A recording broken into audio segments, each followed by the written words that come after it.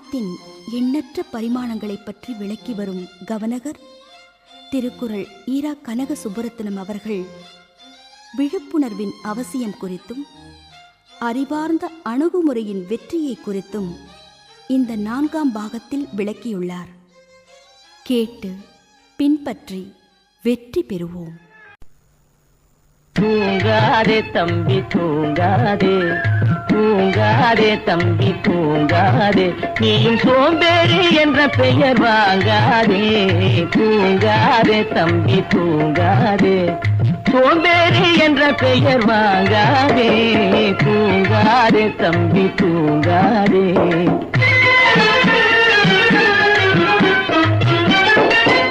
நீ தாங்கிய உடையும் ஆயுதமும் பல சரித்திர கதை சொல்லும் சிறை கதவும். நீ தாங்கிய உடையும் ஆயுதமும் பல சரித்திர கதை சொல்லும் சிறை கதவும்.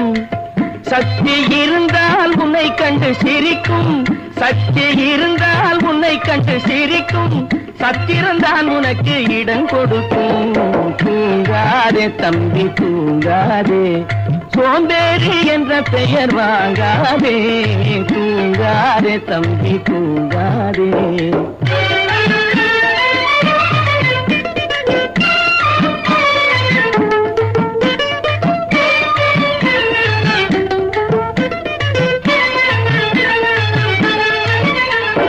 நல்ல பொழுதையெல்லாம் தூங்கி கெடுத்தவர்கள் நாட்டை கெடுத்ததுடன் தானும் கெட்டார்.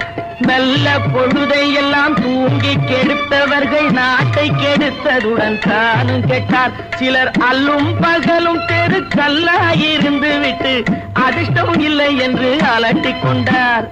அல்லும் பகலும் தெருக்கல்லாயிருந்து விட்டு அதிர்ஷ்டம் இல்லை என்று அலட்டிக் கொண்டார். பிழைத்து கொண்டோரெல்லாம் பிழைத்து கொண்டார்.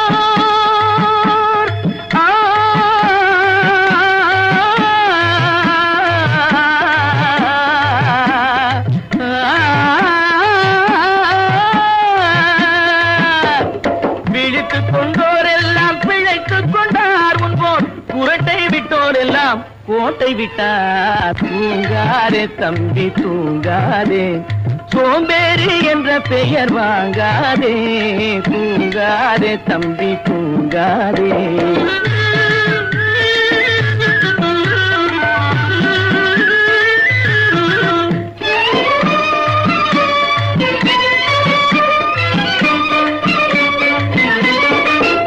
போர் படைதனில் தூங்கியவன் வெற்றி இழந்தான்.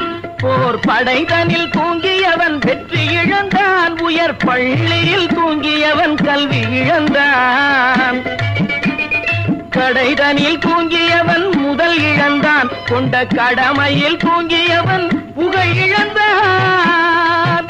இன்னும் பொறுப்புள்ள மனிதரின் தூக்கத்தினால் பல பொன்னான வேலையெல்லாம் தூங்குதப்பா. தூங்காதே தம்பி தூங்காதே, சோம்பேறி என்ற பெயர் வாங்காதே. தூங்காதே தம்பி தூங்காதே, தம்பி தூங்காதே.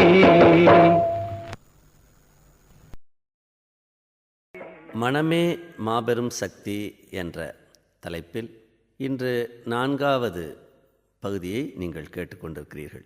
இதற்கு முன் 3 பகுதிகளில் மனம் என்றால் என்ன, நம்மிடம் அது எங்கே இருக்கிறது, அது எப்படி இயங்குகிறது, அதனுடைய சாதாரண பயன்கள் என்ன, அதனுடைய மிக உயர்ந்த பயன் என்ன போன்ற பல செய்திகளை அடுக்கடுக்காக நாம் சொல்லிக்கொண்டே வந்திருக்கிறோம். இன்று மனம் என்ற அந்த மெக்கானிசம், இயந்திரத்தை முழுமையாக பயன்படுத்தி எப்படி பெற வேண்டிய வெற்றியை நம் வாழ்க்கையில் பெறலாம், அதற்கு என்ன அடிப்படையாக உங்களுக்கு தேவை போன்ற செய்திகளை எல்லாம் இந்த பகுதியின் வழி, 4வது பகுதியின் வழி உங்களுக்கு நாம் விளக்க இருக்கிறோம். மனதை பொறுத்தளவில் அதனுடைய முக்கியமான பணிகள், ஃபங்க்ஷன்ஸ் 4ஆக பிரிக்கலாம். நிறைய இருக்குது, முக்கியமானது 4. ஒன்று, மனம் பார்க்கக்கூடிய கோணம், ஃபோக்கஸ். மனம் ஒரு விஷயத்தை பார்க்குற விதத்தை வச்சு தான் ஒரு அனுபவத்தையோ ஒரு மனிதரையோ அது பார்க்கக்கூடிய அந்த கோணத்தை வச்சு தான் உங்களுக்கு அது பயனுடையதாகவோ பயனற்றதாகவோ லாபமானதாகவோ நட்டமானதாகவோ மாறும். ஒரே விஷயத்தை எல்லாரும் ஒரே மாதிரி பார்க்குறதில்ல. அவங்கவுங்க பக்குவத்துக்கு தகுந்தபடி தான் நம்ம பார்க்குறோம். ஒரு மான் துள்ளிட்டு போகுதுன்னா ஒரு கவிஞன் பார்த்தான்னா துள்ளி ஓடு மான்குட்டியே அள்ளி செல்கிறாய் என் உள்ளத்தை அப்படின்னு ஒரு பாட்டு பாடுவார். அதே மானை ஒரு ஜீவகாருண்ய சீலர் வள்ளலார் நெறியில் வர்றவர் பார்த்தாருன்னா ஓஹோ அந்த மானுக்கு பசிக்குதோ அதுக்கு வாடி அந்த வயிற்றுக்கு புல்லு பிடி போடுவோமா இப்படி நினைப்பார். இதே ஒரு இறைச்சி கடைக்காரு கசாப் கடைக்காரு பார்க்குறாருன்னு வச்சுக்கோம், இன்னும் 8 கிலோ தேருமான்னு பார்ப்பார். மான் வாட்டில் துள்ளி ஓடிக்கிட்டு இருக்கு. நீங்கள் பார்க்கும் கோணத்தை வச்சு அதுலேருந்து மெட்டீரியல் வேல்யூவும் கிடைக்கலாம், இன்டலெக்சுவல் வேல்யூவும் கிடைக்கலாம், ஸ்பிரிச்சுவல் வேல்யூவும் கிடைக்கலாம். கசாப் கடைக்காரர் பார்க்குறது மெட்டீரியல் வேல்யூ, அது சதை எவ்வளவு. கவிஞர் பார்க்குறது இன்டலெக்சுவல் வேல்யூ, அதை வச்சு உங்கள் கவிதை ஒரு கிரியேட்டிவ். ஒரு வள்ளலார் பக்தர் பார்க்குறது ஸ்பிரிச்சுவல் வேல்யூ, அதோடைய ஆன்மாவை பார்க்குறாரு. ஒருத்தர் உடலை பார்க்குறாரு, ஒருத்தர் அறிவை பார்க்குறாரு, ஒருத்தர் ஆன்மாவை பார்க்குறாரு. பெண்களை கூட நீங்கள் அப்படி தான் பார்க்குறோம். ஃபஸ்ட்டு மெட்டீரியல் வேல்யூ தான் பார்ப்போம். முதல்ல தெரிகிறது அந்த ஃப்ளஷ்ஷு தான், சதை. அதுக்கு மேலே அவங்க அறிவு. இந்த சதையை பார்த்து ஏமாந்து கல்யாணம் பண்ணிக்கிறவன் சதையோட டேஸ்ட் முடித்த உடனே அவனுக்கு வெறுப்பு வந்துடுது. அறிவையும் சேர்த்து பார்த்தா இன்னும் கொஞ்ச நாள் வண்டி ஓடும். அவங்ககிட்ட இருக்க அன்பு, அந்த பண்பு, அவங்ககிட்ட இருக்க அந்த சக்தி, ஆன்மீக ஆற்றல், ஸ்பிரிச்சுவாலிட்டி, இதெல்லாம் அதுவும் சேர்ந்துச்சுன்னா எவர் லாஸ்டிங்காக இருக்கும். அது 100க்கு 2, 3 தேருது. அதுக்கு மேலே 97 ஏதோ ஒரு ஒன்றுக்கு ஒன்று சகிச்சுக்கிட்டு டாலரேட்டிங் ஈச் அதர் அப்படின்ற மாதிரி ஒருத்தருக்கு ஒருத்தர் சகிச்சுக்கிட்டு வாழ்கிறாங்க. இதுதான் நிலவரம். பார்வை என்பது 3 கோணத்தில் பார்க்கலாம். அதுதான் சொல்லுவாங்க, மைக்கேல் ஏஞ்சலோ வாழ்க்கையில் சொல்லுவாங்க. அவர் போயிட்டு இருந்தார், ஒரு நல்ல சிற்பி. வழியில் ஒரு பெரிய பாறாங்கல் கிடந்தது. இந்த சிற்பி அதை பார்த்துட்டு அந்த ஒரு கடை வாசலில் அது கிடக்கு. அப்போ அந்த கடைக்கார்ட்ட கேட்டாராம், இந்த பாறாங்கல் உங்களுக்கு தேவையான்னு கேட்டாராம். ஐயோ எனக்கு தேவையா, இடைஞ்சலாக கிடக்குங்க, போகிற வர என் கஸ்டமர்ஸ்லாம் எத்தி விழுந்துடுறாங்க அதில். அப்போ நான் இதை உருட்டிட்டு போட்டோம். தாராளம் உருட்டிட்டு போங்க, உருட்டிட்டு போகிற காசு நான் தாரேன்ட்டார். ஒரு வண்டியை கொண்டு வந்து வச்சு உருட்டி கொண்டு போயிட்டார். இவர் நல்ல சிற்பி.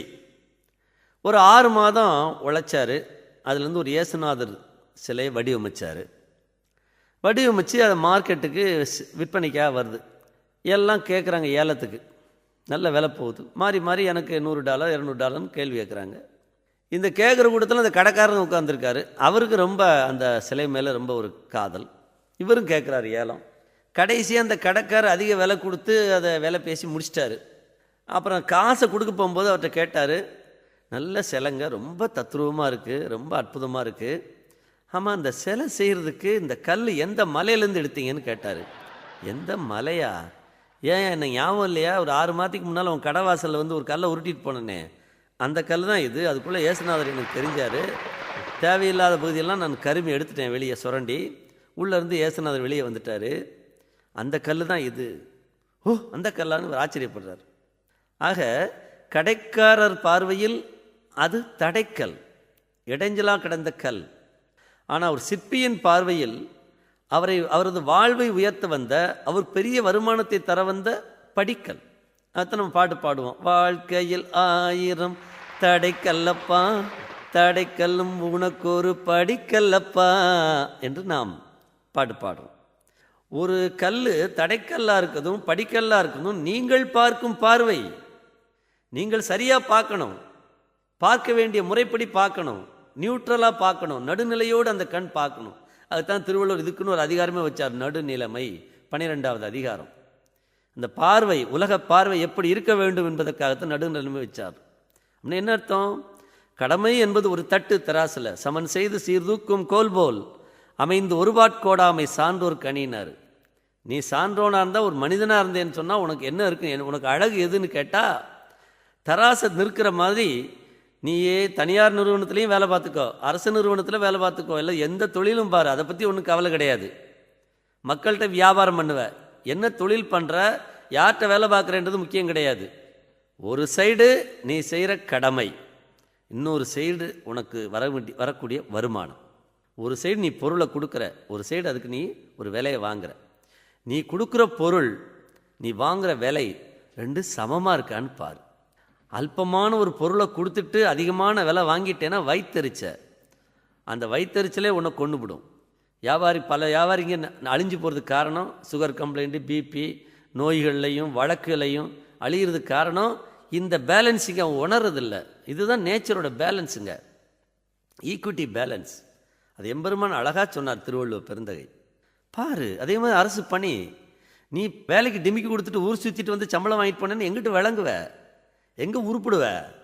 கடமை ஒரு தட்டு, உரிமை இன்னொரு தட்டு.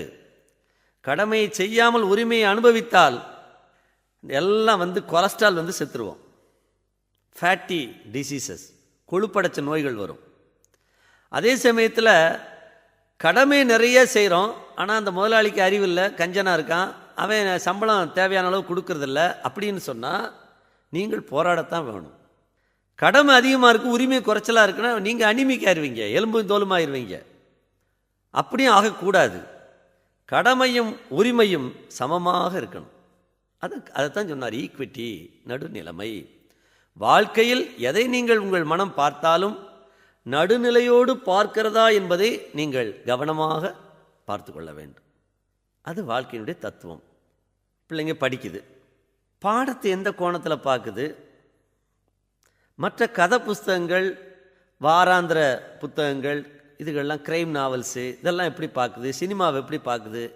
அப்படின்னா இந்த ஃபோக்கஸில் இருக்க பிரச்சனை தான் பிள்ளைங்களோட படிப்பில் அவங்க சரியாக இல்லாததுக்கு அடிப்படை காரணம் அவங்க படிப்பை அவர்கள் பார்க்கும் கோணம், ஃபோக்கஸ்.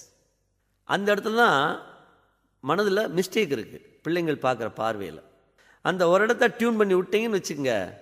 இப்போ என் பிள்ளைக்கெலாம் டியூன் பண்ணி விட்டுட்டேன் 9ஆம் படிக்கும்போதே. இன்றைக்கி மருத்துவராக படிக்குது. இன்றைக்கி வரைக்கும் அந்த பிள்ளைக்கு என்ன படிக்க நான் கவலைப்பட வேண்டியதில்லை. எனக்காக அது படிக்கிறது இல்லை, தனக்காக படிக்குது. உங்கள் பிள்ளைகளும் தனக்காக படிக்க வைக்கணும். இப்போ நமக்காக படிக்குதானா? இல்லை. உதாரணத்துக்கு சொல்கிறேன், போய் காதலன் படம் பார்த்து அந்த முக்காபுலா பாட்டை மனப்படம் பண்ணிட்டு வா அப்படின்னு அரசாங்கம் சிலபஸில் சேர்க்கலை. ஆசிரியர்கள் யாரும் போய் போர்டில் முக்காபுலா பாட்டை எழுதி போட்டு முக்காலான்னா முக்காபுலான்னு சொல்லி விளக்கம் சொல்லி இதை வீட்டு பாடமாக படிச்சுட்டு வான்னு சொல்லலை. ஆசிரியர்கள் யாரும் ஹோம்ஒர்க் கொடுக்கல. பெற்றோர்கள் யாரும் டியூஷனில் சேர்த்து விட்டு போய் இந்த காதலன் படத்தை பார்த்து முக்காபுலா மனப்படம் பண்ணுன்னு சொல்லலை. டியூஷன் மாஸ்டர் வைக்கலை. அரசாங்கம் முயற்சி பண்ணலை, பள்ளியில் ஆசிரியர் முயற்சி பண்ணலை, பெற்றோர்கள் முயற்சி பண்ணலை, யாருமே முயற்சி பண்ணலை. இவன் காசை கொண்டு போய் கொடுத்து உட்காந்து காதலன் படம் பார்க்குறான். அது சிரிச்சு பார்க்குறாரு. வெளியில் வரும்போதே ஹாய் முக்காபுலா லைலா லைலான்ட்டு வராரு. அப்படியே சுத்தமாக மனப்படம் ஆயிருக்குங்க. ஒரு வரி கூட அர்த்தம் கிடையாது. அது ஒரு சூரியனில் ஒரு படம் வந்துச்சு, அப்படித்தான் பையன் வெளியில் வரும்போதே பாடுறான். ஹே அடக்கு டம் கடிக்கிற டோல் டம்மா அப்சக்கல்லு மாலியா ஆத்து பக்கம் வரியா லலாக்கு டோல் டப்பிமா அடே கங்கம்மான்றான். என்னடா அடக்கு புடக்கு டம் கடிக்கிற டோலு டம்மா, என்னடா பொருள் இருக்குது? லோலாக்கு டால் டப்பிமா அப்சக்கல்லு மாலியா, ஒரு பொருளும் இல்லையா? ஆனால் அழகாக மனப்படம் பண்ணிடுறான். ஆனால் ஆழமான அர்த்தம் உள்ள விஷயங்களை பாடத்தில் சேர்த்துருக்கு. திருக்குறள், திருவருட்பா, இதெல்லாம். இதை பல்ல கடிச்சிட்டு படிக்கிறான். தேனாய் தீம்பளமாய் வச்சிருக்கணுமா சோனியும். இந்த திருக்குறள் தான் எனக்கு பெரிய எதிரி, இந்த திருவருட்பா என்னோட பெரிய தொல்லை பண்ணுதுன்றான். ஏன்? அர்த்தம் உள்ள இந்த விஷயங்கள் அரசாங்கம் பாடத்தில் சேர்த்துருக்கு, ஆசிரியர்கள் அதை பாடம் நடத்துகிறாங்க, பெற்றோர்கள் டியூஷன் வைக்கிறாங்க. இத்தனை பேர் சேர்ந்து குத்தியும் இந்த திருவருட்பா திருக்குறள் உள்ளே போக மாட்டுது. ஆனால் ஒரு முயற்சியும் இல்லாமல் சினிமா பாட்டு உள்ளே போய் உட்காந்துக்குது. எங்கே கோளாறு? சினிமாவை தனக்குன்னு பார்க்குறான், கதை புஸ்தகத்தை தனக்குன்னு படிக்கிறான். ஆனால் பாடத்தை யாருக்கு படிக்கிறான்? வாத்தியார் ஆசிரியர் தொல்லைக்காக படிக்கிறான், பெற்றோர் தொல்லைக்காக படிக்கிறான், அரசாங்கம் இப்படி வச்சு தொலைச்சிருக்கே பரீட்சை வைக்குமேன்றதுக்காக படிக்கிறான், டியூஷன் மாஸ்டர் அனத்தலுக்காக படிக்கிறான். தனக்காக படிக்கிறது இல்லை. தனக்காக என்று எதை செய்தாலும் மனம் நமக்கு துணையாக இருக்கும். மற்றவர்கள் வற்புறுத்தலுக்காக என்று நீங்கள் எந்த காரியத்தை செய்தாலும் மனம் நமக்கு தடையாக இருக்கும். கோளாறு எங்கேன்னு கேட்டால் பார்க்கும் கோணம், அந்த விஷயத்தை நீங்கள் பார்க்குற முறை. நான் ஆசிரியராக பணி செய்யும்போது கூட எங்கூட என்னுடைய கல்விக்கு ஒருத்தர் வேலை வைப்பார். எங்கள் தலைமை ஆசிரியர் கொஞ்சம் குள்ளமாக இருப்பார். அந்த ஆசிரியர் உள்ளே நுழைஞ்ச உடனே கையெழுத்து போட்டுட்டு அப்படி திரும்பி பார்க்குறாரு. ஒரு நாள் அந்த தலைமை ஆசிரியர் இடத்துல அவர் இல்லை, அந்த நாட்காலி காலியாக இருந்தது. நேராக வந்தார் ஆசிரியர் அறையில் என்கிட்ட சுப்பு எங்கே குள்ளனை காணோம் அப்படின்னாரு. குள்ளன்னா எங்கள் தலைமை ஆசிரியருக்கு அவர் செல்லமாக வச்ச பேர். அவர் குள்ளமாக இருந்தனால குள்ள. எங்கே குள்ளனை காணோம், செத்து போயிட்டானா அப்படின்னாரு. நான் சொன்னேன் ஏன் கேட்குறேன்னு. இல்லை நாற்காலியில் இல்லை அதான் கேட்டேன். இல்லைப்பா அவர் முன்னாலே வந்துட்டார், அங்கே மைதானத்தில் இன்றைக்கி கொடி சரியாக கட்டுறாங்களான்னு அவர் சரி பார்த்துக்கிட்டு இருக்காரு, அங்கே பாருன்னு. ஓ தொலைச்சிட்டானா, அப்போ நான் வகுப்புக்கு போகணும் அப்படின்ட்டு போகிறார். அப்போ யாருக்கா பள்ளிக்கூடம் வராரு? தலைமை ஆசிரியருக்காகத்தான் வேலைக்கு வராரு. தலைமை ஆசிரியர் இல்லைன்னா அவர் அங்கே பள்ளிக்கூட வகுப்புக்கு போக மாட்டார். போய் நல்லா கேன்டீனில் டீ சாப்பிட்டுட்டு அப்படியே போய் டாய்லெட்டில் போய் தம் அடிச்சுட்டு அப்படியே ஆசிரியர்கிட்ட அப்படியே அரட்டை அடிச்சுட்டு அப்படி போயிருப்பார். அப்போ நீங்கள் அலுவலகத்துக்கு, எந்த அலுவலகத்துக்கு, அரசு அலுவலகத்துக்கு போகிறீங்களோ தனியார் அலுவலகத்துக்கு போகிறீங்களோ, ஆசையோடு இது என்னுடைய பணி, என்னுடைய கடமைன்ற ஆசையோடு போகிறீங்களா, அந்த முதலாளியோட தொல்லைக்காக, அந்த மேனேஜரோட வற்புறுத்தலுக்காக, அவங்களுடைய மற்றவர்களுக்காக நீங்கள் அந்த வேலையை செய்கிறீர்களா? மற்றவர்களுக்காக செய்கிறீர்கள் என்றால் உங்களுக்கு அது சுமையாகத்தான் இருக்கும். உங்கள் மனம் டயர்டாகும், உங்கள் மனம் உங்களை இரிட்டேட் பண்ணும். அதே எனக்குன்ற ஆசையோடு செய்கிறீங்கன்னு சொன்னால் உங்களுக்கு அந்த வேலை செய்கிறதே தெரியாது. உங்கள் இந்த வேலையே ஒரு மகிழ்ச்சியாக இருக்கும். டென்ஷனாக செஞ்சால் வேலை, ரிலாக்ஸாக செஞ்சால் அதுதான் ஹாபி. வேலையே ஹாபியாக மாறிடும். எனக்கு கூட சொல்லுவாங்க 9 மணி நேரம் 10 மணி நேரம் காரில் பயணம் பண்ணி ஒரு இடத்துக்கு போவேன், கோயம்புத்தூர் கூப்பிட்டாங்கன்னா நான் தனியாக ஓட்டிகிட்டு போவேன். எப்படிங்க தனியாக வரீங்க, ஒருத்தர் கூட எல்லாம் இப்படி வரீங்கன்னு. எனக்கு கார் ஓட்டுன்றது வேலை கிடையாது. நான் அதோட பேசிக்கிட்டே அப்படியே ஆனந்தமாக பாட்டு பாடிக்கிட்டு அது ஒரு ஒரு ஒரு பொழுதுபோக்கு மாதிரி அதில் உட்காந்துருக்கேன். வீட்டில் உட்காந்துருப்பல காருக்குள்ளே உட்காந்துருக்கேன், அது வாடல போயிட்டுருக்கு. 8 மணி நேரம் ஆகுது போய் அந்த ஊர் சேர்ந்துருது. வீட்டில் உட்காந்தாலும் அப்படித்தானே உட்காந்துருக்க போகிறோம். அதை நான் வேலையாக செஞ்சாத்தானே நான் களைப்படைகிறதுக்கு. நான் அதை ஆனந்தமாக செஞ்சுக்கிட்டு இருக்கேன். என்ன நம்ம நாடு ஆனந்தமாக போகிற மாதிரி சாலை போட்டு கொடுக்கல, அதான் ஒரு தகராறு. உலகத்திலே சாலை போட தெரியாத மடையனுங்கன்னு நமக்கு ஒரு பேர் உண்டு. அது என்னைக்கு அந்த துறை அதை கற்றுக்க போதோ தெரியல, அது ஒரு பக்கம் இருக்கட்டும். ஆனால் அந்த வேலையாக செஞ்சோம்னா தான் களைப்பு. வேலையாக செய்யலைன்னு ஏன் களைப்பு? ஃபோக்கஸ், மனதோட ஒரு பண்பு. அடுத்து தூக்கம், கனவு, அதுவும் நம்ம கண்ட்ரோலில் இருக்கணும். அது மனதோட பண்புகளில் ஒன்று. அதுக்கு நீங்கள் என்ன செய்யணும்? Very simple. அதாவது நாள்தோறும் தூங்க முன்னால் அந்த தூக்கம் கரெக்டாக நம்ம கண்ணை மூடிட்டு காத்துக்கிட்டே இருந்து எப்போ உள்ளே இழுக்குதுன்னு பார்க்கணும். அந்த கான்ஷியஸ்னஸை உள்ளே வித்ட்ரா பண்ணும். அந்த நொடியை கண்டுபிடிக்கணும். ஒரு வாரம் பார்த்தீங்கன்னா கண்டுபிடிச்சிடலாம் தூக்கம் இழுக்குதுன்றதை. கண்டுபிடிச்சிட்டிங்கன்னா தூக்கம் அன்னையிலேருந்து உங்கள் கண்ட்ரோலில் வந்துடும். அதே மாதிரி கனவு, நாள்தோறும் காலையில் பொசுக்குன்னு முழிச்சிடக்கூடாது. அப்படியே அலைன்மெண்ட் மாறாமல் படுத்திருந்து அன்றைக்கி என்னென்ன கனவு வந்ததுன்னு ரீவைண்ட் பண்ணணும். ஆரம்பத்தில் மசன்னு பிட்டாக வரும்.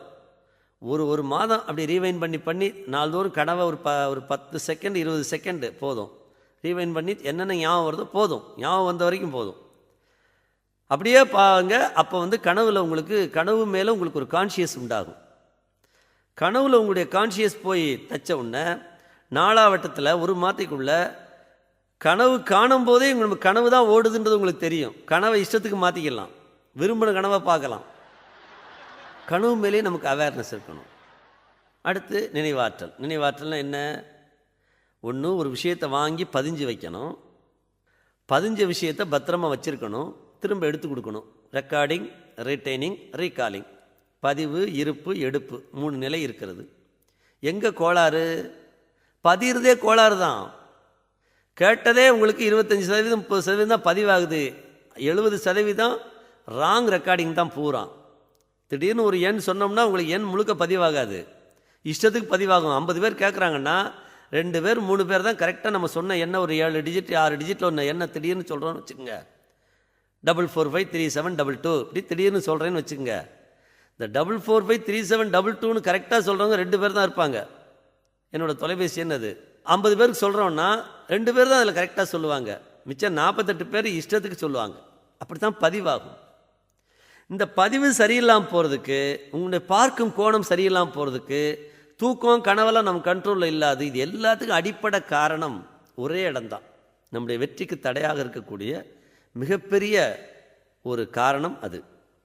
அது ஒன்றை மட்டும் நீங்கள் சரியாக பிடிச்சிட்டிங்கன்னு வச்சுக்கோங்க, வாழ்க்கையில் உங்களுக்கு தோல்வின்னு வரவே வராது, ஒரு ஆக்சிடென்ட்னு ஒன்று வாழ்க்கையில் நடக்காது. உங்களுடைய அத்தனை பிரச்சனைகளுக்கு தீர்வு தன்னால் வந்துடும். கடவுளோட 10 பண்புகளை, முக்கியமான நம்மகிட்ட கொடுத்த பண்புகளில் 10 பண்புகள் மிஸ் பண்ணிட்டோம். ஒரு 10 பண்பு நம்மகிட்ட கொடுத்தாரு, எத்தனையோ அவரோட பண்பு தான். திருவள்ளுவர் அழகாக அதை சொல்லியிருப்பார் கடவுள் வாழ்த்தில். அந்த 10 பண்பை கையில் கொடுத்து, இதை கையில் வச்சுக்க, எப்பயும் நான் உன் கூட இருப்பேன், உனக்கு பிரச்சனையே கிடையாதுன்னு நமக்கு சொல்லியிருக்காரு. ஆனால் அந்த 10 பண்பில் முக்காவாதி பண்பை நமக்கு தொலைச்சி போட்டு இப்போ தேடிக்கிட்டு இருக்கோம். அதனால தான் தேடுங்கள் கண்டடைவீர்கள்னார் போல் இயேசுநாதர். அந்த 10 பண்பில் ஒரு பண்பு அவேர்னஸ், விழிப்புணர்வு. அதுதான் முதலே நான் சொன்னேன். பட்டுக்கோட்டையார் பாடினார், விழித்து கொண்டோரெல்லாம் பிழைத்து கொண்டார், குரட்டை விட்டோரெல்லாம் கோட்டை விட்டார். அதைத்தான் வள்ளலார் சொன்னார், பசித்திரு, தனித்திரு, விழித்திரு. அதைத்தான் விவேகானந்தர் சொன்னார், அரைஸ் அவேக், எழுமின் விழிமின். அதென்ன விழிமின், அதென்ன விழித்திரு, அதைத்தான் அவங்க சொல்கிறாங்க. இதுக்காக ஒரு அதிகாரமே வச்சார் திருவள்ளுவர். 54வது அதிகாரம் பொச்சாவாமை, விழிப்புணர்வின்மையை தவிர்த்தல். விழிப்புணர்வு என்ற கருவியை கையில் எடுத்து வெற்றிகளை நீங்கள் குவிக்க வேண்டும் என்று திருவள்ளுவர் சொல்கிறார். ஏன் சார் நாங்கள் என்ன விழிப்புணர்வாக இல்லையா அப்படின்னு கேட்டால், இந்த விழிப்புணர்வு இல்லாதனால தான் இந்த சமுதாயத்தில் இருக்கக்கூடிய அத்தனை பிரச்சனைகளும் நடக்குது. சாதி சண்டையாக இருக்கட்டும், மத சண்டையாக இருக்கட்டும், பொருளாதார சிக்கலாக இருக்கட்டும், அரசியல்வாதிகளுடைய கொள்ளையாக இருக்கட்டும், அட்டூழியமாக இருக்கட்டும், அதை உணர தெரியாத மாங்காய் மடையங்களாக மக்கள் இருக்கிறது இருக்கட்டும், எல்லாத்துக்கும் காரணம் அன்அவேர்னஸ், விழிப்புணர்வின்மை. நல்லா தானே முடிச்சுக்கிட்டு இருக்கோம், இதுக்கு மேலே என்ன விழிப்புணர்வு நீங்கள் கேட்கலாம். யார் முடிச்சுக்கிட்டு இருக்கா? எல்லா துறையிலையும் இந்த அன்அவேர்னஸ் என்று சொல்லக்கூடிய விழிப்புணர்வின்மை ஒரு துறை 2 துறைன்னு இல்லை, இது எல்லா துறையிலையும் நீக்கமர நிறைஞ்சிருக்கு. உதாரணம் எவ்வளவோ சொல்லலாம். ஒரு பையன் படிச்சுட்டு இருக்கான், ஔவையார் பாட்டை படிக்கிறான். ஐயா எப்படி படிக்கிறான் தெரியுமா?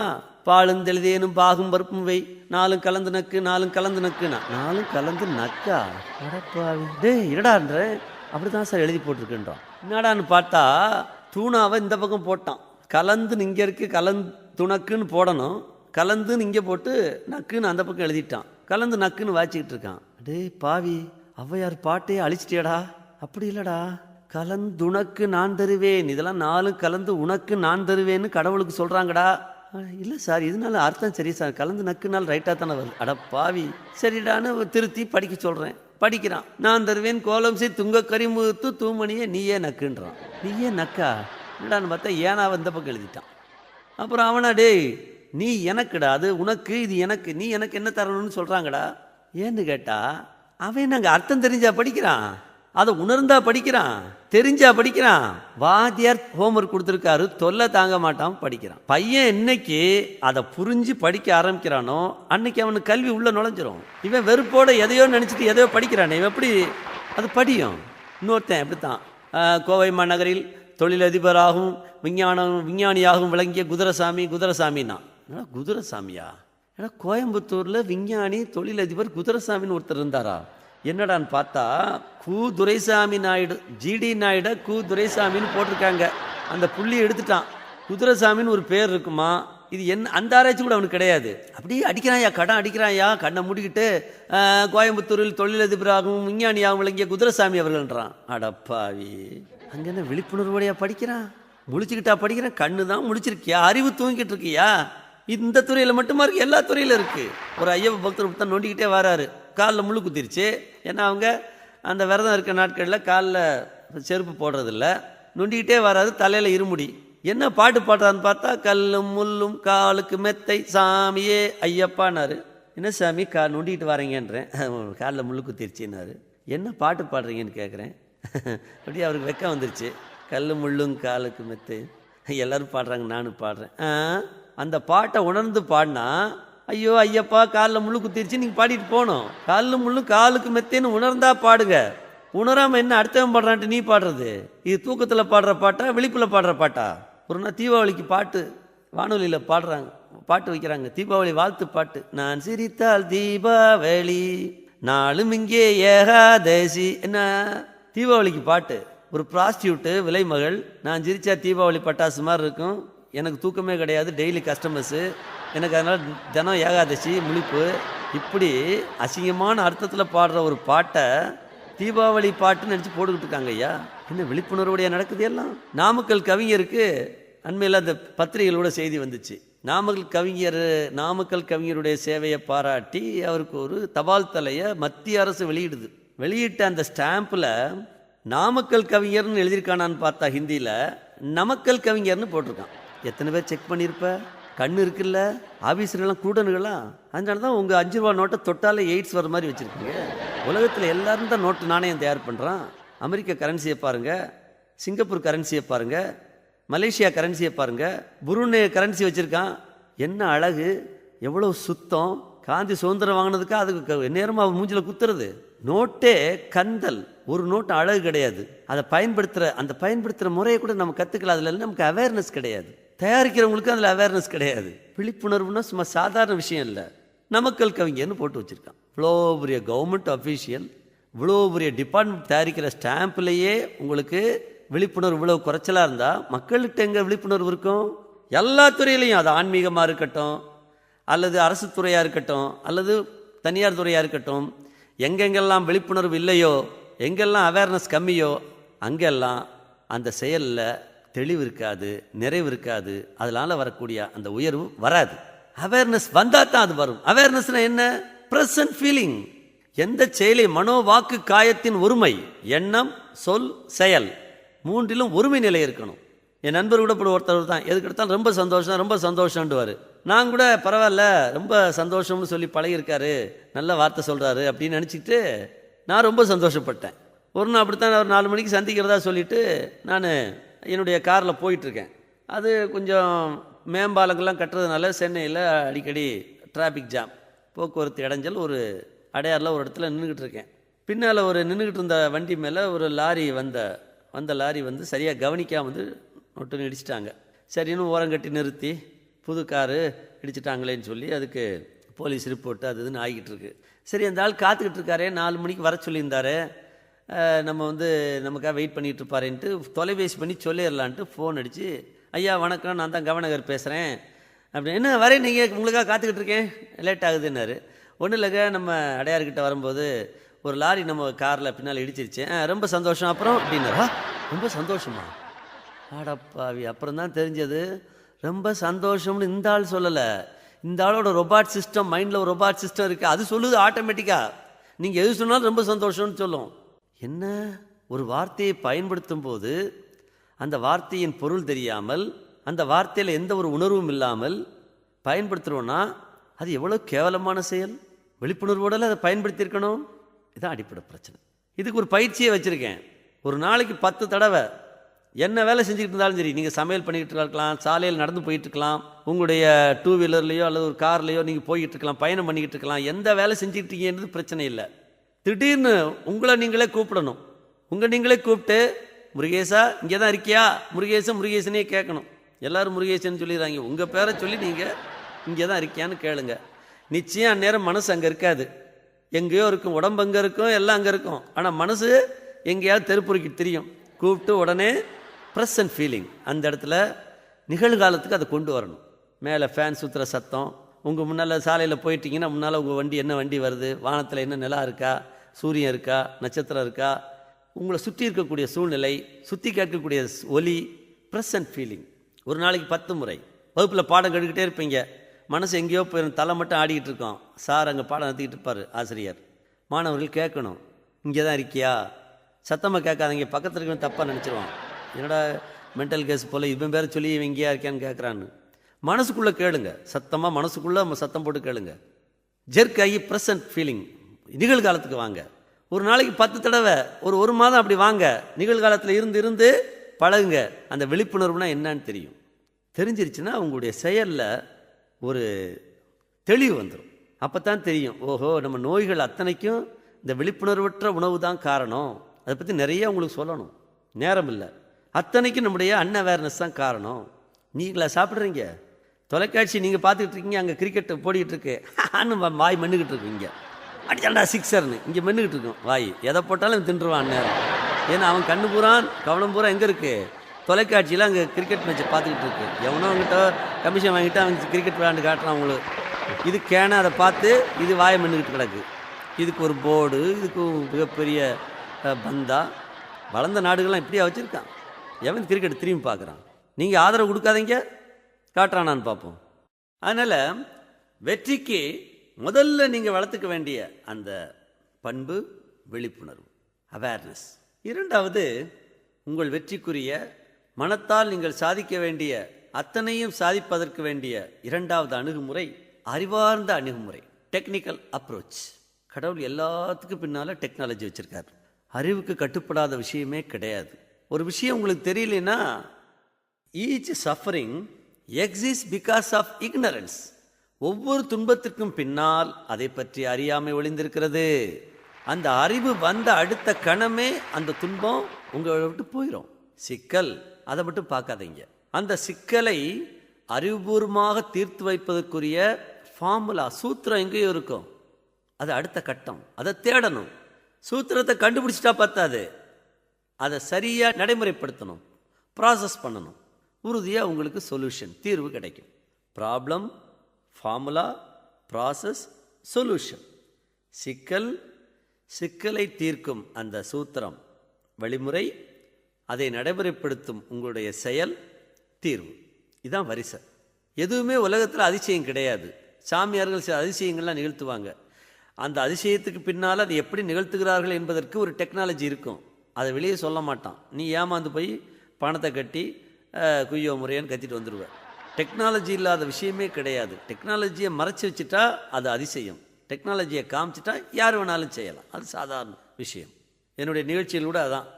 16 கவனகத்தை ஆரம்ப காலத்தில் என்னுடைய தந்தையார் திருக்குறள் ராமையா அவர்கள் காலம் வரைக்கும் செஞ்சாங்க, அவ்வளோதான். அது ஒரு அதிசயமான செயலாக கலை நிகழ்ச்சியாக செய்தார்களே தவிர, இதற்கு பின்னால் ஒரு அறிவு இருக்கிறது, அறிவியல் இருக்கிறது, டெக்னாலஜி இருக்கிறது, அதை தெரிந்து கொண்டால் யார் வேண்டுமானாலும் அதை செய்யலாம் என்ற உண்மையை யாரும் உணர்த்தலை. நான் தான் கண்டுபிடிச்சேன், ஆகா இது ஒன்றுமே இல்லை, இது ஒரு டெக்னாலஜி தான். மனம் என்ற மெக்கானிசத்தை ஒரு குறிப்பிட்ட முறைப்படி பயிற்றுவித்தால் இது யாருக்கு வேணாலும் வரும். பயிற்றுவித்து பல கவர்னர்களை உருவாக்கியிருக்கோம் உலகம் பூரா. எல்லாத்துக்கும் முன்னால் டெக்னாலஜி. வட்டத்தின் பரப்பளவு கண்டுபிடிக்கணும். உட்காந்து கண்ணை மூடி குண்டலினி சக்தி ஏற்றினா வந்துருமா? இல்லை ஐயப்பா ஐயப்பான்னு இருமுடி கட்டி போனால் வந்துருமா? காவடி எடுத்தால் வருமா? உருண்டு உருண்டு போனால் வருமா? மண்ணு சோறுதுன்னா வருமா? மந்திரி மண்ணு சோறு திங்கிறாங்களே, வந்துருமா? வட்டத்தின் பரப்பு வேணும்னா பையார் ஸ்கொயர்னு ஒரு ஃபார்முலா இருக்குது. அந்த ஃபார்முலாவை தெரிஞ்சு அதை பயன்படுத்தி கணக்கு போட்டால் தான் விடை வரும். சும்மா எப்படி வரும்? சோத்துலேருந்து ஒரு ஆணியை பிடுங்கணும். நான் அப்படி கையிலே பிடுங்கிட்டு இருக்கேன், கையெல்லாம் ரத்தமாகிடுச்சு, ஆணி வரமாட்டுது. நான் செய்கிறது நுட்பமற்ற செயல். இன்னொரு படித்த பையன் வாரான், ஐயா என்ன செய்கிறீங்கன்னு கேட்குறான். அந்த இல்லை தம்பி, இந்த ஆணியை பிடுங்கணும், நான் கையில் வரமாட்டுது, கையெல்லாம் ரத்தமாகுதுன்றேன். கொஞ்சம் பொறுங்கன்ட்டு போய் ஒரு ஆணி பிடுங்குற சுற்றி சிம்பிள் லீவர் எடுத்துகிட்டு வரான். உள்ளே அப்படி கோர்த்து இப்படி இழுக்கிறான், வந்துடுது. அவன் செஞ்சதுக்கு பேர் அறிவு. அதை பயன்படுத்தாமல் நாம் செய்கிறதுனால மோர் பெயின், அதிக கஷ்டம், நோ கெயின், லாபமே கிடையாது. ஆனால் அறிவை பயன்படுத்தி டெக்னாலஜியை பயன்படுத்தி அவன் செய்த செயல் லெஸ் பெயின், குறைஞ்ச சக்தியை பயன்படுத்தினான். ஆனால் லாபம், முழு லாபம். லெஸ் பெயின், மோர் கெயின், டோட்டல் கெயின். ஒரு காரியத்தை டெக்னிக்கலாக செய்கிறதுக்கும் நான் டெக்னிக்கலாக செய்கிறதுக்கும் அதான் வேறுபாடு. நீங்கள் நாள்தோறும் ஈடுபடும், நீங்கள் பணம் சம்பாதிக்கிறதா இருந்தாலும் சரி, ஆரோக்கியமாக வாழ்கிறதா இருந்தாலும் சரி, அல்லது உங்கள் வீட்டில் இருக்கக்கூடிய அன்றாட பிரச்சனை எதுவாக இருந்தாலும் டெக்னிக்கல் அப்ரோச்னு ஒன்று இருக்குது, அறிவார்ந்த அணுகுமுறை. அந்த அணுகுமுறையை பின்பற்றினீங்கன்னா எந்த சிக்கலும் இல்லாமல் நோகாமல் அந்த வெற்றியை நீங்கள் எடுக்க முடியும். அந்த அணுகுமுறையை பின்பற்றலைன்னு வச்சுக்கோங்க, ரொம்ப சிரமப்பட்டு தோல்வி தான் காணுவீங்க. எத்தனையோ உதாரணம் சொல்லலாம். ஒரு தேங்காயை உடைக்கணும், எப்படி வச்சு உடைக்கணும்? குறுக்க வச்சுட்டு 4 தட்டு தட்டினீங்கன்னா உடையும். நட்டுக்குத்தில் வச்சுட்டு உடைச்சிங்கன்னா விடிய விடிய தட்டினாலும் உடையாது. ஏன்னு சொன்னால், நட்டுக்குத்தில் வைக்கிறது அதோட பாசிட்டிவ் சைடு, அதோடைய ப்ரொடெக்ஷன் சைடு. குறுக்க வைக்கிறது அதோட நெகட்டிவ் சைடு. ஒரு காரியத்தை உடைக்கணும்னா நெகட்டிவில் தட்டணும், பாதுகாக்கணும்னா பாசிட்டிவில் பாதுகாக்கணும். அதனால தான் தேங்காயை நட்டுக்குத்தாக நிமிட்டி வைக்கிறோம், பாதுகாப்பாக இருக்கணும், ரொம்ப நாளைக்கு கிடக்கூடாதுன்னா. ஒரு முட்டையை எடுத்துக்கங்க, நட்டுக்குத்தலாக வச்சுக்கிட்டு விடிய விடிய அமுக்குங்க, உடையாது. யானையை வச்சு மிதிச்சா கூட உடையாது. ஆனால் குறுக்கால லேசாக அப்படி ஒரு லேசாக அமுக்கிட்டோம்னா டப்புன்னு உடஞ்சி போகும். ஆக பாதுகாக்கணும்னு சொன்னால் அதனுடைய அப்ரோச் வேறு, அணுகுமுறை வேறு. அதை உடைக்கணும்னா அதோட அப்ரோச் வேறு. அதே மாதிரி தான் ஒவ்வொரு செயல்லையும் டெக்னிக்கல் அப்ரோச். ஒரு எண்ணம் உங்களை ஒரு பணக்காரனாகணும்னு விரும்புகிறீங்க, வசதியாக வாழணும்னு விரும்புகிறீங்க, உங்களுக்கு ஒரு வெற்றி கிடைக்கணும்னு விரும்புகிறீங்க. எண்ணம் பிறந்தவொன்னே அது நடந்துடாது. முட்டை வெளியே வந்தோன்னு குஞ்சு வந்துடுதா? உட்காந்து 21 நாள் அடகாக்குது. ப்ராப்பர் ஹீட், டெக்னிக்கல் ஹீட், ஒரு குறிப்பிட்ட வெப்பத்தை கொடுக்குது. அந்த 21 நாள் அந்த கோழி ஆசாசியாக அவங்க சோறு நீட்டுங்க, கம்பு கேழ்வரகு எதை வேணாலும் நீட்டுங்க, முன்னால் திரும்பி கூட பார்க்காது. அதனுடைய கவனம் பூரா அந்த முட்டையிலேருந்து குஞ்சு வெளியே வரணும். அப்படியே தவம் செய்யும். உங்கள் எண்ணத்துக்கு அப்படி ஒரு ஹீட் கொடுக்கணும். டெக்னிக்கல் ஹீட், அன்பார்ந்த ஹீட், குளிர்ந்த வெப்பம். அது மனசில் குஞ்சு பொரிக்கணுன்ற குளிர்ச்சி இருக்குது. ஆனால் உடம்புல ஒரு வெப்பத்தை கொடுக்குது. 21ஆவது நாள் குஞ்சு முட்டையை உடைச்சிட்டு வெளியே வருது. அதே முட்டைக்கு நாம் ஹீட் கொடுக்குறோம், ஆம்லெட் தான் வெளியே வருது. நம்ம கொடுக்குற ஹீட்டு ஆசையில் கொடுக்குற ஹீட்டு, அதை அவிச்சு திங்கணும், ஆம்லெட் போட்டு திங்கணும்னு கொடுக்குற ஹீட்டு நான் டெக்னிக்கல் ஹீட். ஒவ்வொரு செயலையும் அப்படித்தான். டெக்னிக்கல் ஹீட் கொடுத்தீங்கன்னா உயிர் வரும், நான் டெக்னிக்கல் ஹீட் கொடுத்தீங்கன்னா இருக்க உயிர் அழியும். சமையலில் கூட அதான். பெண்களுக்கு எத்தனை பேருக்கு அந்த ரகசியம் தெரியுமோ தெரியாதோ, குழம்போ கூட்டோ எதை வச்சாலும் சரி, எந்த அளவு அந்த அடுப்பில் ஹீட் வைக்கிறீங்கன்றதை பொறுத்து தான் அதுக்கு ருசி. அவசரம்னு சொல்லிட்டு ஒரேடியாக ஹீட்டை ஏற்றுனீங்கன்னா அந்த ஆட்டோமேட்டிக்காக அந்த ருசி போயிடும். சுவையாக சமைக்கும் பெண்கள் எல்லாரும் ஹீட் எவ்வளோ வைக்கணுன்றதில் கவனமாக இருப்பாங்க. அதுதான் டெக்னிக்கல், அறிவார்ந்த அணுகுமுறை. எல்லா விஷயத்துக்கும் அறிவார்ந்த அணுகுமுறையில் போனீங்கன்னா குறைந்த சக்தியை செலவழித்து பெரிய வெற்றி அடையலாம். அந்த அணுகுமுறையில் போகலைன்னு சொன்னால் ரொம்ப அதிகமான சக்தியை செலவழித்து நமக்கு லாபமே இல்லாமலும் போயிடும். எவ்வளவோ மத சண்டைகள், ஞானத்தை பற்றி உணராதனால வரக்கூடிய சண்டைகள், எவ்வளவோ பிரச்சனைகள். ஆனால் எல்லாத்துக்கும் பின்னால் அறியாமல் இருக்கிறத நம்ம கண்டுபிடிக்கலாம். ஞானத்தை பற்றி சொல்லும்போது தன்னை அறிதல் என்று சொல்லுவார்கள், செல்ஃப் ரியலைசேஷன். இது எல்லா ஞானிகளும் ஒரே மாதிரி தான் சொல்கிறாங்க. ஆனால் மதவாதி ஏன் சண்டை போடுறாங்க, ஏன் கலவரத்தை மூட்டுறாங்க? திருமூலர் சொன்னார், தன்னை அறிய தனக்கு ஒரு கேடில்லை, தன்னை அறியாமல் தானே கெடுகின்றான். தன்னை அறியும் அறிவை அறிந்தபின் தன்னை அர்ச்சிக்க தான் இருந்தானே. அதே தான் வள்ளலார் சொன்னார், தன்னை அறிந்தின்பமுற வெண்ணிலாவே, ஒரு தந்திரம் நீ சொல்ல வேண்டும் வெண்ணிலாவே, தன்னை அறிதல் அப்படின்னு சொன்னாங்க. அதே தான் சிவவாக்கியர் சொன்னார், என்னிலே இருந்த ஒன்றை யான் அறிந்ததில்லையே, என்னிலே இருந்த ஒன்றை யான் உணர்ந்து கொண்டபின் என்னிலே இருந்த ஒன்றை யாவர் காண வல்லரோ, என்னிலே இருந்திருந்து யான் உணர்ந்து கொண்டேனே. இதே கருத்தை குணங்குடி மஸ்தான் சொல்கிறாரு. அவர் ஒரு இஸ்லாத்தை சேர்ந்தவர். அவர் சொல்கிறாரு, தன்னில் இருந்த தலைவன் தன்னை அறியாது, என்ன அறிந்து என்ன பயன் எந்தாய் நிராமயமே, தன்னை அறிந்தால் தலைவன் தன்னை அறிந்தது என்னும் மொழியே இதம்கான் நிராமயமே, தன்னை அறிந்தால் தனக்கொரு கேடு இல்லை என சொன்ன மொழியே சுகம்கான் நிராமயமே. என்ன திருமூலருக்கும் குணங்குடி மஸ்தான் சாஹிபுக்கும் என்ன வேறுபாடு? இதே தான் குரான் வசனம், மண் அரப்ப நப்சகு பகுத் அரப்ப ரப் பகு. நபிகள் நாயகம் பெருமானார் அவர்கள் அருளிய இந்த ஒரிஜினல் வேர்டு மண் அரப்ப நப்சகு பகுத் அரப்ப ரப் பகு. அதுக்கு என்ன பொருள்?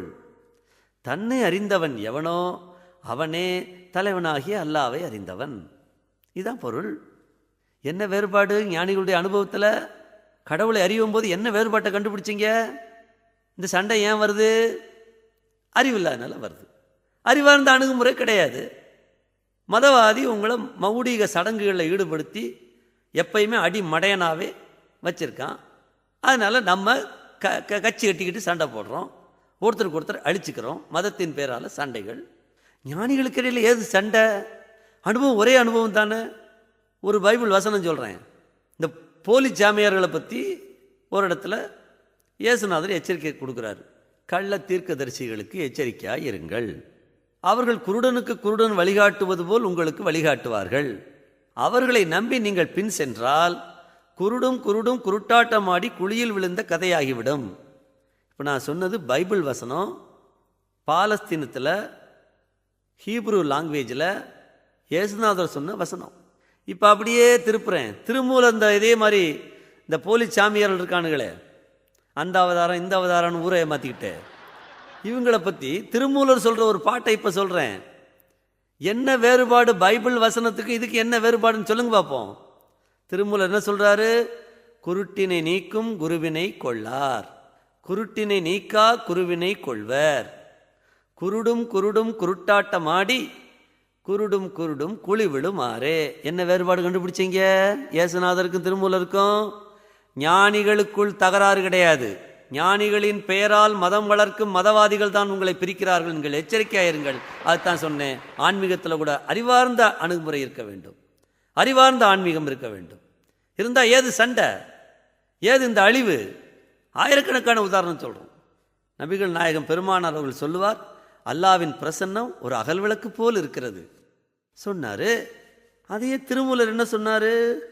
அல்லாவின் பிரசன்னம் ஒரு அகல் விளக்கு போல் இருக்கிறது. ஞாபகம் வச்சுக்கங்க. இப்போ சொல்கிறேன் திருமூலரை.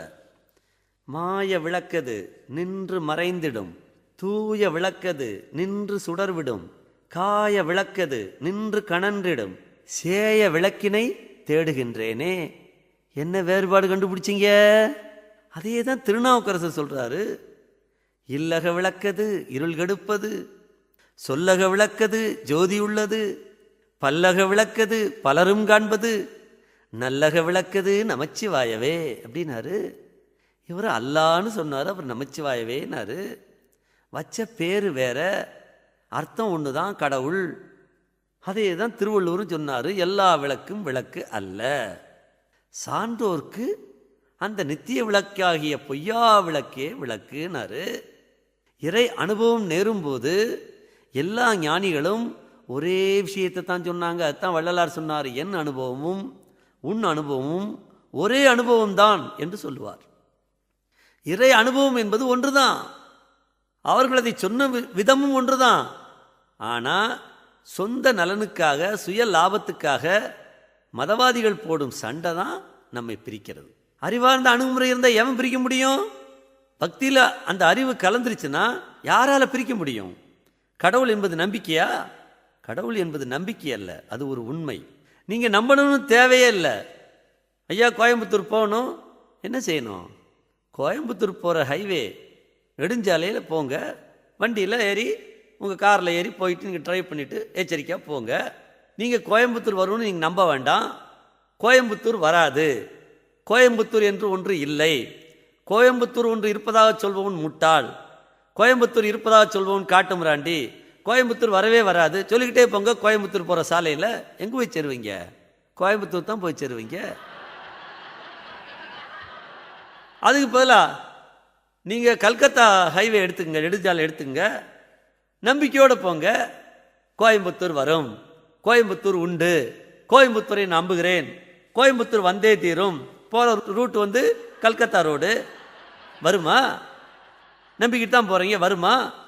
அதான் சாதாரண ஒரு சினிமா பாட்டில் சொன்னாங்க, உண்டு உண்டு என்ற போதும் அட இல்லை இல்லை என்ற போதும் சபையாடிய பாதம் ஐயா அது நிற்காது ஒரு போதும். உங்கள் நம்பிக்கையில் இருக்கு. நீங்கள் நம்பினா நம்பாட்டி என்ன? வழியை பிடிச்சிங்கன்னா போய் சேருவீங்க, வழியை பிடிக்கலைன்னா வழியில் நிற்பீங்க, போக மாட்டீங்க. இவ்வளோதான். அதுதான் வள்ளலார் சொன்னார், கல்லார்க்கும் கற்றவர்க்கும் களிப்பொருளும் களிப்பே, காணார்க்கும் கண்டவர்க்கும் கண்ணளிக்கும் கண்ணே, வல்லார்க்கும் மாட்டார்க்கும் வரமளிக்கும் வரமே, மதியார்க்கும் மதிப்பவர்க்கும் மதி கொடுக்கும் மதியே, நல்லார்க்கும் பொல்லார்க்கும் நடுவில் நின்ற நடுவே, நரர்களுக்கும் சுரர்களுக்கும் நலம் கொடுக்கும் நலமே, எல்லாருக்கும் பொதுவில் நடமிடுகின்ற சிவமே, என் அரசே யான் புகழும் இசையும் அணிந்தரிலே சொன்னார். அதைத்தான் அருணகிரிநாதர் சொன்னார், உருவாய் அருவாய் உளதாய் இலதாய். ஆனால் உண்டுன்னு சொல்லு, இல்லைன்னு சொல்லு, அதை பற்றி அங்கே கவலை கிடையாது. அந்த பாதையை பிடிச்சிங்கன்னா போய் சேருவீங்க, பாதையை பிடிக்கலைன்னா போய் சேர மாட்டீங்க. இதில் எது சண்டை? அறிவார்ந்த அணுகுமுறை.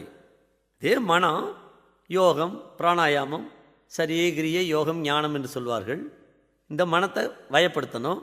மனதுக்கும் காற்றுக்கு இடையில் நெருங்கின தொடர்பு இருக்குது. அதையும் நம்ம ஞானிகள் சொல்லியிருக்காங்க. மனதை நீ லயப்படுத்தணும்னா உன் மூச்சை லயப்படுத்தணும். அப்படின்னு சொன்னாங்க. இப்போ நீங்களே ஒன்று செஞ்சு பார்க்கலாம். நல்லா மூச்சு ஆழமாக உள்ளே இழுத்துட்டு வெளியே விடாமல் அப்படி நிறுத்துங்க. இப்போ மூச்சை இழுத்து நிறுத்தும் போது மனசில் எண்ணங்கள் ஓடுதா நிற்கிதான்னு பாருங்க. எண்ணங்கள் நின்றுக்கிடும், ஓடாது, ஸ்டில் ஆயிரும். மூச்சு ஸ்டில்லுன்னா எண்ணங்களும் ஸ்டில்லு. திரும்ப மூச்சு ஆடினா தான் மனசு ஆடுது, எண்ணங்கள் ஓடுது. அப்போ மூச்சு ஓடினால் மனம் ஓடும், மூச்சை நிறுத்தினால் மனம் நிற்கும். மூச்சை ஒழுங்கு செய்தால் மனமும் ஒழுங்கடையும். மூச்சை கவனிச்சா போதும், மனம் உங்கள்கிட்ட அடிமையாயிரும், வேலைக்காரனாயிரும், கேட்டதெல்லாம் கொண்டு வரும். இவ்வளோதான். அதுதான் திருமூலர் சொல்லுவார், மண் மனம் எங்கு உண்டு வாயுவும் அங்கு உண்டு. மண் மனம் எங்கு இல்லை வாயுவும் அங்கு இல்லை. மண்மனத்துள்ளே மகிழ்ந்திருப்பார்க்கு மண்மனத்துள்ளே மனோலயம் ஆமே அப்படின்னாரு. அதே தான் குரு கருணையானந்த பூபதினு ஒருத்தர் இருந்தார். பிறப்பால் ஒரு இஸ்லாமியர், ஆனால் சகல நெறிகளும் கற்றவர். அவர் சொல்றாரு, வாசி ஒருத்தன் வசப்படுமேல் மனமும் அவனின் வசமாகும். வாசினா மூச்சு, வெளியில இருந்தால் அதுக்கு பேர் காற்று. மூக்குக்குள்ளே போகும்போது அதுக்கு பேர் சுவாசம். ஏன்னா அங்கே அறிவு வேலை செய்து வாசத்தை கண்டுபிடிக்குது, மனம் கண்டுபிடிக்கிறதுனால வெளியில் இருந்த மெட்டீரியலாக இருந்த காற்று உள்ளே போகும்போது அறிவாக மாறுது. அதுவே வாசின்னு சொல்லக்கூடிய ஞானம் ஆயிடுச்சுன்னு சொன்னால் கடவுள் நிலையை காட்டுது. வாசி ஒருத்தன் வசப்படும் மேல் மனமும் அவனின் வசமாகும். நேச மனமானது ஒருவன் நெறியில் கட்டுப்படுமானால் பேசும் வாசி மீறாமல் பிரம்மரந்திரம் செல்லும். மாசில் மோட்ச நிலையும் வரும், மார்க்கம் இகுதென்று அறைவாமால் அப்படின்னு சொன்னார். அதுக்கு தான் நான் கூட பிராணாயாமம் என்று சொல்லக்கூடிய மூச்சு பயிற்சிகளின் வழியே மனதை லயப்படுத்துவது என்பதை அறிவுபூர்வமாக கற்றுத்தருகிறோம். ஆக வெற்றிக்கு தேவை விழிப்புணர்வு, அறிவார்ந்த அணுகுமுறை, டெக்னிக்கல் அப்ரோச். எந்த சிக்கலையும் சிக்கல்னு பார்க்காதீங்க. எங்கேயோ இருக்கிறது அதற்குரிய சாவி, எங்கேயோ இருக்கிறது அதற்குரிய அந்த சிக்கலை தீர்க்கக்கூடிய நெறிமுறை, நடைமுறை, ஃபார்முலா எங்கேயோ இருக்கு. எந்த அறிஞன்ட்டையோ இருக்கு, அல்ல எந்த புத்தகத்திலையும் இருக்கு. தேடுங்கள், கண்டடைவீர்கள். கண்டுபிடிங்க, நடைமுறைப்படுத்துங்க, பயிற்சி பண்ணுங்க, வெற்றி ஈட்டுங்கள். எது கவலை? எதுக்கு கவலை? கவலைப்படுறதுனால இந்த பிரச்சனை தீராது. எனவே உலகில் உள்ள தமிழ் நெஞ்சங்களை பொறுத்தவரை என்னுடைய லட்சியம் 5. தமிழ் மக்களே, நீங்கள் நீண்ட ஆயுளுடன் வாழ வேண்டும். அது யார் கையிலே இல்லை, அது உங்கள் கையில் இருக்கிறது. எம்பெருமான் திருவள்ளுவர் சொல்கிறார், நீண்ட காலம் வாழ்வதும் இடையிலேயே உன் வாழ்க்கையை முடித்துக் கொள்வதும் உன் கையில் தான் இருக்கிறதே தவிர யமன் கையில் இல்லைன்னு சொல்றாரு. எனவே நீண்ட ஆயுளுடன் நாம் வாழ வேண்டும். அதற்குரிய அத்தனை நெறிமுறைகளையும் நாம் சொல்ல தயாராக இருக்கிறோம். அதே மாதிரி நலமாக வாழ வேண்டும். நீண்ட ஆயுளுடன் வாழ்ந்தா பத்தாது, லொக்குன்னு இருமிட்டு வாழக்கூடாது. நலமாக வாழ வேண்டும். மருத்துவம் என்றால் என்ன என்பதை புரிந்து கொள்ள வேண்டும். நலமாக வாழ்வதும் நம் கையில் தான் இருக்கிறது. அதை அருமையாக சொன்னார் ராமலிங்க வள்ளலார் அவர்கள். சொன்னார்கள், சுத்த தேகம் என்று சொன்னார். உடல் ஒழுங்கு. உங்களுடைய அத்தனை நோய்க்கும் உடலில் தேங்கும் கழிவுகள் தான் காரணம், உடலில் இருக்கக்கூடிய சிக்கல்கள் தான் காரணம். அதை சுத்த தேகமா மாத்து அப்படின்னு சொன்னார். நோய்களிலிருந்து நீ விடுதலை பெறலாம். நீ உன் தேகத்தை சுத்த தேகமாக மாற்றினால் உடல் நோய்களிலிருந்து விடுதலை பெறலாம் என்று வள்ளல் பெருந்தகை கூறுவார். எனவே தமிழ் மக்களை நீங்கள் நலமாக வாழ வேண்டும் என்பதும் என்னுடைய லட்சியம். அதற்காக இருக்கக்கூடிய அத்தனை முறைகளையும் நாம் சொல்ல கடமைப்பட்டிருக்கிறோம். எனவே நலமாக வாழ்வது என்பதும் நம் கையில் தான் இருக்கிறது. அதற்கு பல மருத்துவ முறைகள் இருக்கு. சிறந்த மருத்துவ முறை நேச்சுரோபதி என்று சொல்லக்கூடிய இயற்கை மருத்துவ முறை. உணவே மருந்து, மருந்தே உணவு என்கிறது இந்த மருத்துவ முறை. இதைத்தான் திருவள்ளுவரும் வற்புறுத்துறார். திருக்குறளை படிக்கும்போது 95வது அதிகாரம் மருந்து, மெடிசன் என்று அந்த திருக்குறள் அதிகாரத்தை நான் படித்தேன். அதை மனப்பாடம் பண்ண ஆரம்பித்தேன். 2வது குறள் படித்த உடனே மிகப்பெரிய அதிர்ச்சி. சாதாரணமாக சொல்கிறாரு, மருந்தன வேண்டாவாம் யாக்கைக்குன்னாரு. உடம்புக்கு மருந்துன்னு ஒன்று தேவையில்லை அப்படின்னாரு. எனக்கு ஒரே அதிர்ச்சி. என்னடா அது, நாடு பூரா மாடி மாடியாக மருத்துவமனைகளை கட்டி கோடி கோடி அவன் சம்பாதிச்சுக்கிட்டு இருக்கான். இவர் என்னடானா சாதாரணமாக உடம்புக்கு மருந்துன்னு ஒன்று தேவையில்லைன்னு சொல்கிறாரேன்ட்டு அதிர்ச்சியாக இருந்தது. அப்புறம் 7 குறளில் எப்படி சாப்பிட்றதுன்னு கற்றுக் கொடுத்தாரு. எனக்கு 51 வயது. இப்போ 15 ஆண்டுகளாக எந்த மருந்து மாத்திரை என்று நான் தொட்டதே கிடையாது. இதே தான் உங்களுக்கும். எனக்கு மட்டும் இல்லை, என் பிள்ளைங்களும் சரி, என்னை சேர்ந்தவர்கள், நண்பர்கள், அன்பர்கள், என் பின்னால் வருபவர்கள் யாருக்குமே மருத்துவ செலவு கிடையாது. அது ஒரு அறியாமை. இன்றைய மருத்துவம், ஆங்கில மருத்துவம் என்பது மிகப்பெரிய அறியாமை. எச்சரிக்கையாயிருங்கள். இயற்கை வைத்தியம், உணவே மருந்து, மருந்தே உணவு. உணவு முறைகளில் சீர்திருத்தம் பண்ணுங்க, கழிவுகளை வெளியேற்றுங்க, உடலை சுத்தமாக வச்சுக்குங்க. வெளியில சுத்தமாக வச்சிருந்தா பத்தாது, உள்ள சுத்தமாக வச்சுக்குங்க. அதுக்கு எத்தனையோ வழிமுறைகள் இருக்கிறது, எளிமையான வழிமுறைகள். எனவே தமிழ் மக்களை நீங்கள் நீண்ட ஆயுளுடன் வாழ வேண்டும், நலமாக வாழ வேண்டும். மூன்றாவது, நலமாக வாழ்கிறோம், ஆனால் வரவு செலவுக்கு பத்தாம வறுமையாக வாழ்றதுன்னா வாழ்றதுல அர்த்தமே இல்லை. நீங்கள் வளமாக வாழ வேண்டும். மீண்டும் சொல்கிறேன், உலகத்தில் ரொம்ப ஈஸி பணம் சம்பாதிக்கிறது தான். அதனால அது ஒரு டெக்னாலஜி, அவ்வளோதான்.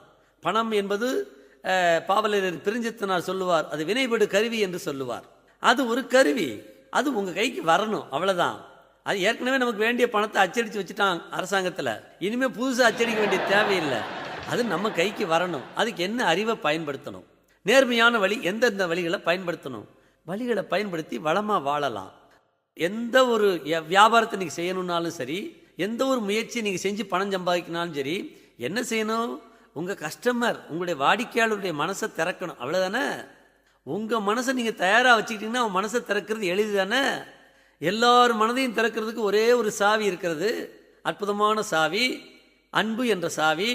அந்த சாவியை லாபகமாக போட்டு அவன் மனசை திறந்தீங்கன்னா அவன் உங்களுக்கு வருமானத்தை கொடுத்துட போகிறான். யார்கிட்டையும் பணம் இருக்கட்டையா, உங்ககிட்ட அறிவு இருந்தா, உங்ககிட்ட அன்பு இருந்தா பணம் அடுத்த நாள் உங்க கையில் இல்லை. மலேசியாவில் கூட ஒரு பிரச்சனை இருந்தது. ஒரு நல்ல ஒரு டெக்னாலஜி அவர் கையில் இருந்தது. ஒரு தமிழர், ஒரு சீன, ஒரு கோடீஸ்வரனுக்கு ஒரு பிரச்சனை இருந்தது. அவனை எங்கெங்கேயோ போனால் அவனுக்கு அந்த பிரச்சனை தீர்றதுக்கு வாய்ப்பே இல்லை.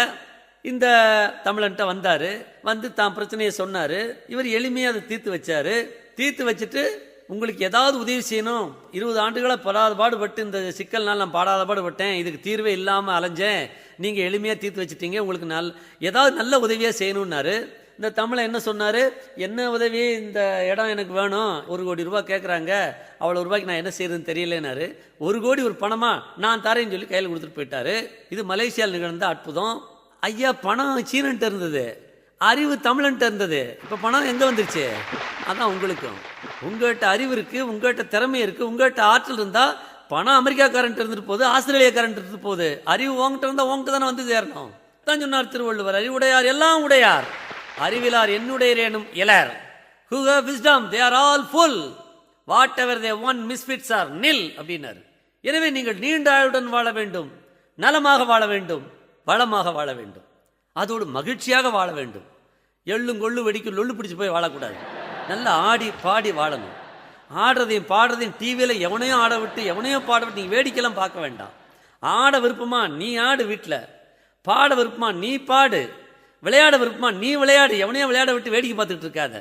எனவே நீங்கள் மகிழ்ச்சியாக வாழ வேண்டும்.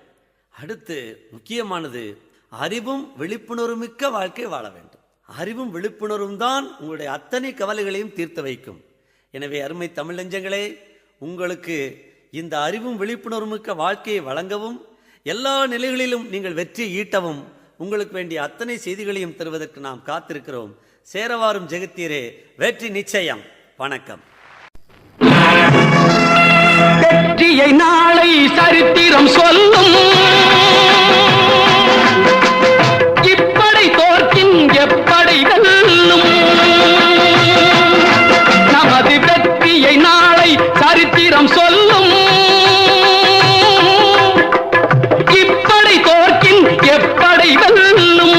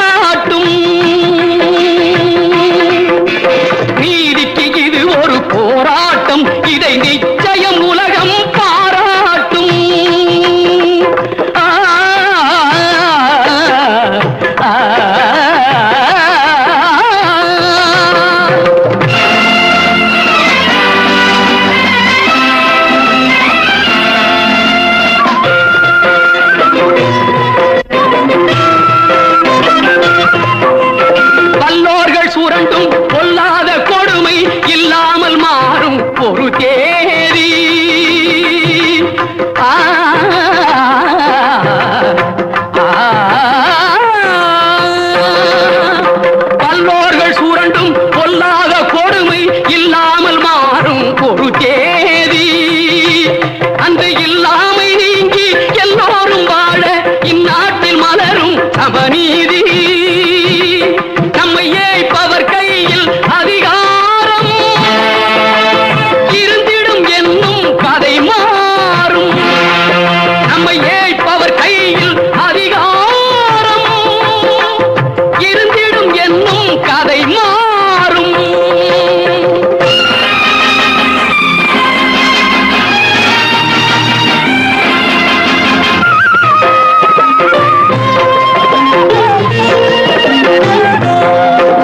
ஆற்றலும் அறிவும் நன்மைகள் ஓங்க இயற்கை தந்த பரிசாகும்.